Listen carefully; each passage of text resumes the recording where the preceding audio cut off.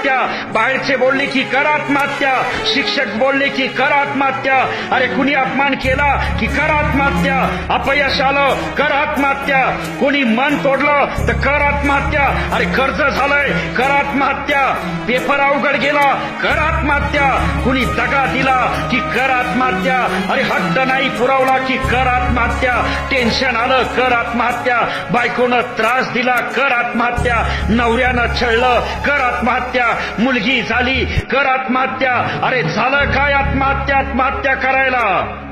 अरे कित्येक मुलं मुली पुरुष महिला अशा आत्महत्या करतात केवळ एका कारणामुळं, एका दुःखानं. असं का करतात? आपण आपल्याला आलेल्या संकटाशी का लढत नाही?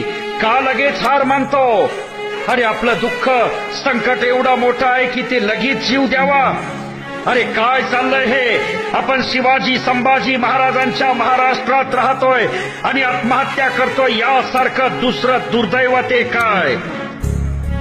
एवढी संकटे शिवरायावरती आली पण कधी मनाला विचारही नाही शिवला की आत्महत्या करावी. अरे आम्ही उठता बघता शिवाजी शिवाजी करतो पण त्यांचे गुण घेतो का? संकट आलं म्हणून शिवाजी राजे कपाळाला हात लावून बसले नाही, रडत बसले नाही, दुसऱ्याला दोष देत बसले नाही की आता मी काय करू, आता माझं कसं होणार, असं म्हणत कर्माला झोडत बसले नाहीत. अरे प्रत्येक संकटातून राजे शिकले, अनुभव घेतला, मार्ग काढला, वाटा शोधल्या, नव्या वाटा निर्माण केल्या. याच्यातूनच जन्म झाला छत्रपती शिवाजी महाराजांचा. अरे काय शिकलो आपण शिवाजी महाराजांकडून? अरे काय आदर्श घेतला त्यांचा? काय प्रेरणा घेतली? मग कशासाठी करायची शिवजयंती आणि ती सुद्धा 3 वेळा? अरे का नाव घ्यायचं त्यांचं? का जय जयकार करायचा? कधी याचा विचार करणार आहोत का नाही आम्ही?